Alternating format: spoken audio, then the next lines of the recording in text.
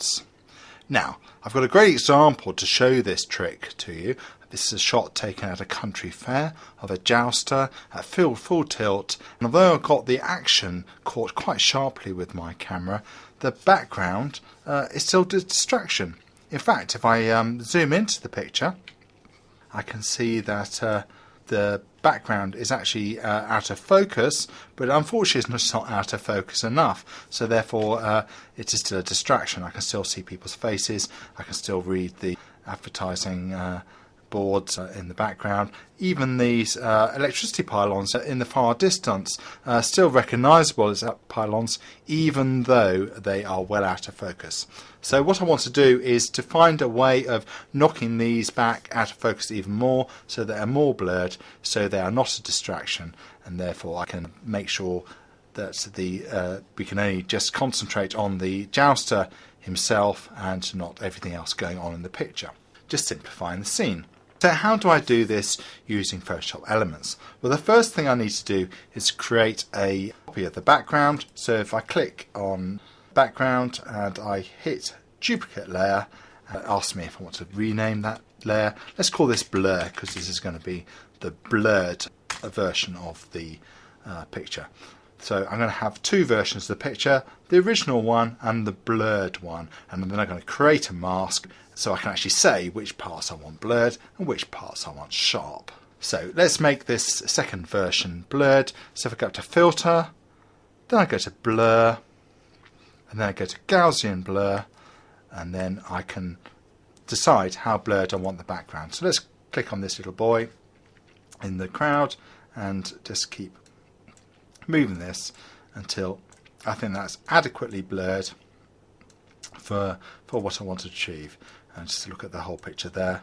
Yes, I think so. I'm not getting any real distracting details in the background there, so I click OK. Somewhere between 60 and 70 pixels is fine. Now, of course, the whole picture now is blurred, and what I want to do is create my mask. If I was using Photoshop CS, Photoshop CS4, then I'd have a little icon that would allow me to create a mask for just this image layer. Unfortunately, in Elements it's not quite so simple, and we have to use a bit of trickery in order to create the mask. So what do we do? Well, what we're going to do is use an adjustment layer, and I'm going to choose the levels one, and I'm not going to make any alterations, but what I'm going to do is I'm going to use the mask from the levels adjustment layer here to create my mask for the blur layer. Right, so I can use this mask for the blurred layer. I need to do a couple of maneuvers. The first of all, I need to move this layer down below the blur layer like so. So it's just there. You see it moving down. And the other thing, I need to hover between the blur layer and the levels adjustment layer like so, and then I press the Alt key and you see these double circle icon appearing, and then I left click, and as you see the blurred layer icon moves slightly to the right. That simply means that it's now clipped to this levels layer, and that means I can now use this mask. I can prove that it's now working as a mask, because what I'm going to do is make this whole mask black so it becomes opaque. It's currently all white, which means it's completely transparent, so that if I press Alt and delete, then it becomes all black, so that I can now see the background layer again. So almost back to where we were at the beginning. Now, however, I can now paint this black layer with white and make it transparent. So let's make the foreground color white. Just click on this icon here. If you're working on a mask, you can only use black or white or shades of black or shades of white. So as you paint on. So if you see different color, that means you're not clicked on the right part of the layers palette. So we've gone to white. Now let's get our paintbrush tool, which is there, and let's make sure that we've got a nice soft edge brush. So we'll just pick that one there, and let's reduce the opacity slightly because we're going to build up gradually. So let's make the brush a bit larger, and then we can work quite quickly on the edge of the picture here. So I'm painting white with a high opacity on the side, and you can see now that we are now blurring the bits of the picture we want to be blurred. So look at that electricity pylon, it's almost disappeared, hasn't it, into the sky.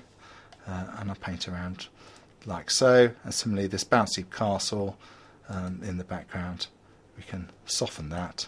As you notice, as it blurs, it also becomes softer in colour, less saturation, making it less of a distraction. And that in turn means that our night here comes forward in the picture, becomes more prominent as we lose the background.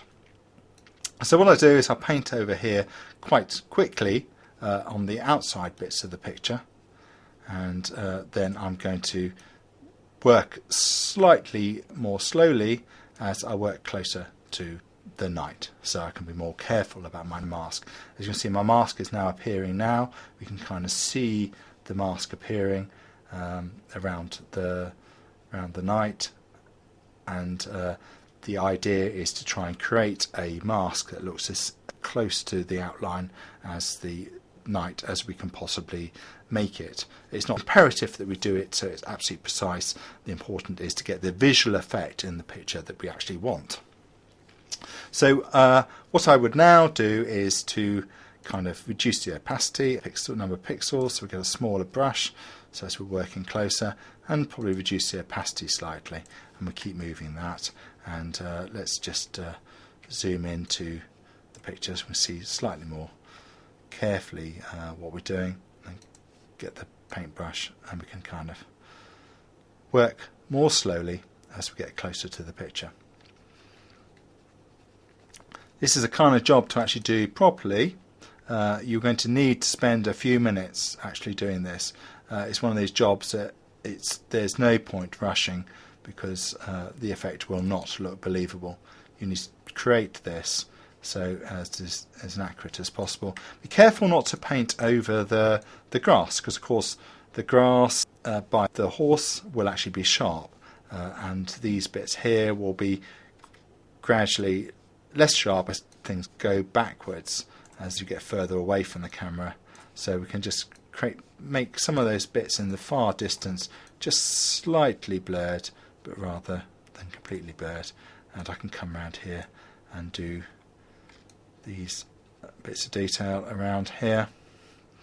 I'm just going to do this roughly for the tutorial, because I don't want to bore you by being here for a quarter of an hour as I precisely paint this, but you can see the effect of a full mask inside the magazine, and hopefully as I pull away in a minute we can get a rough idea. If you go over an edge like I have just done there, I've gone over the edge of that shield and I've now quite made that slightly blurred. I can actually of course just go back and I can paint that mask in with black, so like so. So I can now go back, paint in the edge of that shield like so, and make sure that is completely sharp.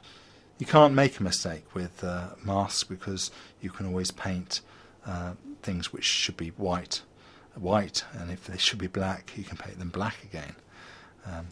And you can keep toggling between black and white, like so, as you move around the picture. Again, you see I've just gone over the edge, and I can just simply create throughout, just like so, and move back to the white and blur out that tree.